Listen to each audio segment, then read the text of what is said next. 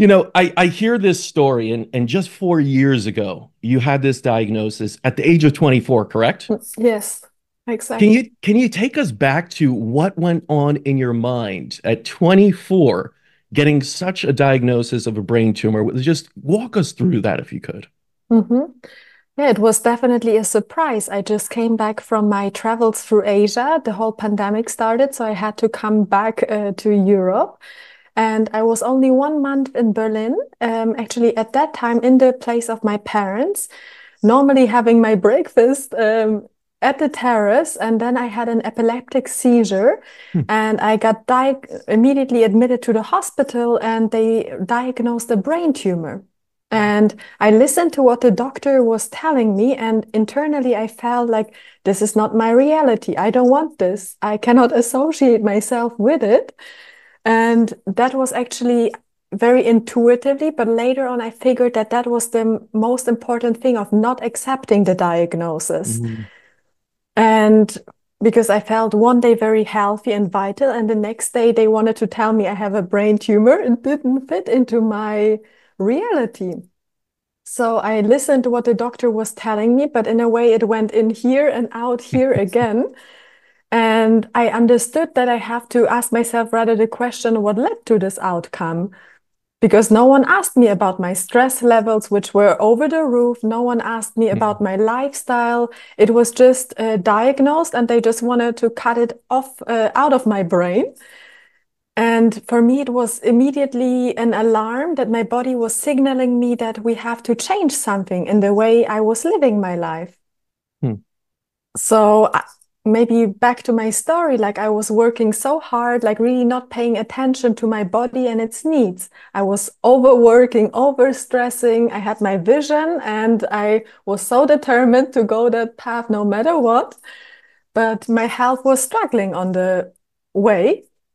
And yeah, so I didn't listen to my body and its needs. And that was the most important thing. And this nonstop, yeah, going forward, not stopping, not looking within, neglecting my sleep and my body's needs, had then this impact on my health. It's really remarkable that you could take something like if you heard brain tumor and say one ear out the other, most people would say, Natalie, that's crazy. Someone, a doctor who's trained, who's Mhm, gone through all of this medical, schooling and experience is telling you you have this very big health problem. And here you are saying, well, I didn't really want to listen to that. mhm. Most people, I think this is where medicine really, really gets it wrong. They put people in a sudden fearful state Yeah. and then give them the option of what they have to do. So most people say, yes, cut me open, put me on the drugs, whatever it is, doc. How do you kind of, justify your rationality to say, no, I didn't believe it? Because most people are hearing this and saying, how do you go against the doctor? How do you not, believe that they're giving you the best option to get back to health? Mhm. It was like my intuition was very strong. Like in that Mm, hospital, my intuition was so strong to get the book of Dr. Joe Dispenza, You Are the Placebo. I have mm. never heard anything of him, or maybe like just briefly on Instagram something, but it was clear you need to get this book. And I started getting this book immediately, reading it, and I had to stay in the hospital also for 5 days immediately.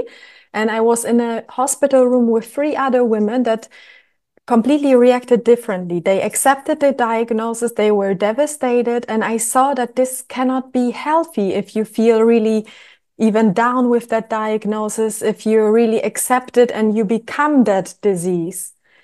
And I took my book outside into the hospital park and I started reading it. And the more I read about people that were able to heal themselves, the more I started believing that this intuition that was guiding me to that book wanted to show me something here. And because people often also misunderstand, like I was still going from doctor to doctor because my parents were also forcing me in a way to Mhm. seek medical help.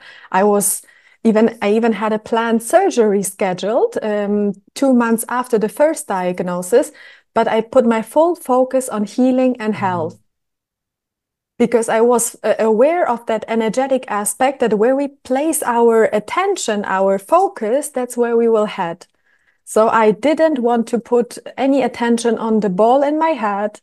I didn't want to put any attention on sickness or uh, other outcomes that I also Googled. I also Googled that this tumor might only give you 5 years to live. But how is that helping me on that healing journey? Not at all. Yes. And this is where so many people I feel, and I've spoken to so many patients, and you're one of the best examples of not feel trapped in that fear cycle and Mm-hmm. not making a decision based out of fear, but Yeah. trusting in your body and your intuition.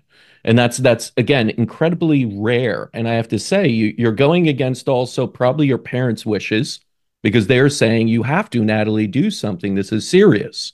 So you have to go see different people, and you're going against the doctor's wishes to right now, let's do something, let's cut it open.